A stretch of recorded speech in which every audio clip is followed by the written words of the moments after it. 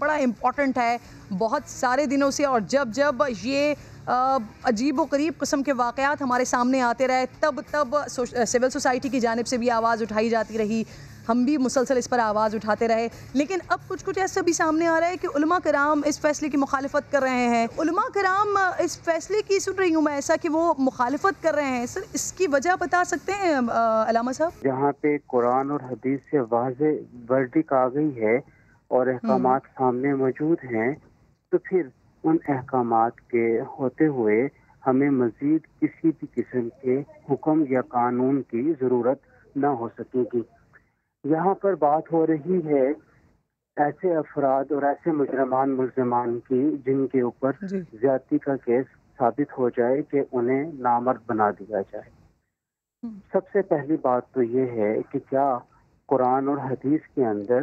اس قسم کے ملزمان کے لیے جن کا جرم ثابت ہو جائے کوئی سزا موجود ہے یا نہیں موجود؟ جب ہم قرآن و حدیث کو دیکھتے ہیں تو بالکل واضح طور پر ایسے مجرمان جو کہ اس گناہ کبیرہ اور قبیحہ میں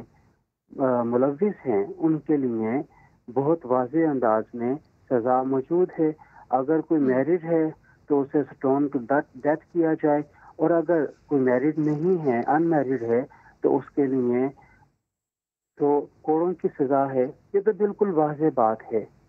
اب یہاں پر ان دو سزاؤں کو چھوڑ کر آپ کبھی ان سزاؤں کو نافذ کر کے تو دیکھیے تو اس کا رزلٹ سامنے آ جائے گا۔ تحریم زبیری صاحبہ، آپ بڑی پیش ان تمام موومنٹ میں رہیں جب اس طرح کے یہ اندوناک واقعات ہمارے سامنے آئے، آپ بھی مطالبہ کرتی رہی، سریعام ہینگ کرنے کی بھی بات ہوتی رہی، دیگر مطالبات بھی ہوتے رہے۔ اب جو فیصلہ کیا گیا وزیر اعظم صاحب کی جانب سے جو منظوری دی گئی ہے، اس پہ یہ سمجھتی ہیں آپ خوش آئند ہے؟ یہ اگر اس کے لیے گورنمنٹ کوئی اسٹیپ فارورڈ لے رہی ہے اور اس کے اوپر عمل درآمد کرنے کی کوشش کر رہی ہے تو یہ تمام لوگوں کے لیے بہت ایک سیکیورٹی کی فیلنگ ہے۔ میں مفتی صاحب کی بات بھی سن رہی تھی اور بہت غور سے سن رہی تھی، کیونکہ ان لوگوں کی رائے یقیناً ہم لوگوں کے لیے بہت اہم ہوتی ہے، کیونکہ یہ قرآن اور حدیث کی روشنی میں جو بھی بات کرتے ہیں یا جو بھی رائے دیتے ہیں، جو بھی مشورہ دیتے ہیں، وہ اس حساب سے ہوتا ہے۔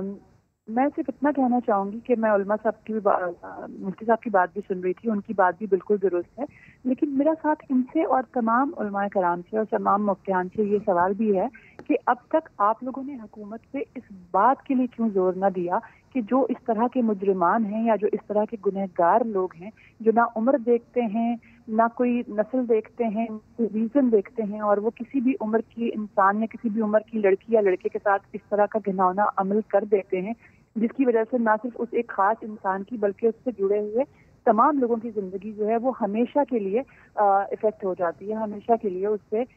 نقصان میں آ جاتی ہے، یا ایک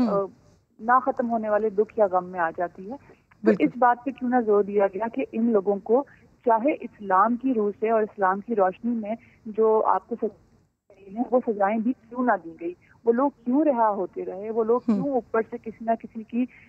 سفارش لے کے آتے رہے اور کسی نہ کسی طریقے سے پولیس کی عدالت سے نکل کے عدالت سے آزاد گھومتے رہے اور آج تک گھوم رہے ہیں۔ میرا سوال یا میری خوشی اس بات پہ نہیں ہے کہ سزا تجویز کر دی گئی ہے یا سزا پہ عمل کر دیا جائے گا۔ میں ایز اے پاکستانی اور ایز اے آپ اس بات سے خوش ہوں گی کہ اس سزا پر عمل درآمد کب ہوتا ہے؟ بالکل بالکل ٹھیک ہے سر، یہ فیصلہ شریعت کی روح سے شریعت کے خلاف ہے، اللہ تعالیٰ کی تخلیق کے اندر کچھ چھیڑ چھاڑ کرنا یہ شریعت کے خلاف ہے۔ علامہ صاحب، اس معاملے میں میں سمجھتا ہوں کہ ہماری اسلامی نظریاتی کونسل جو ہے وہ موجود ہے، اور اگر کوئی ایسی چیز آئی ہے تو انشاءاللہ اسلامی نظریاتی کونسل کے اندر اس کو دیکھا جائے گا، اور چونکہ پاکستان کا آئین اور قانون یہ کہتا ہے کہ یہاں پر کوئی بھی قانون سازی قرآن و سنت کے خلاف نہیں ہو سکتی، تو انشاءاللہ جب یہ اسلامی نظریاتی کونسل کے پاس جائے گا تو جو چیزیں اصلاح طلب ہوں گی وہاں ضرور حل ہوں گی۔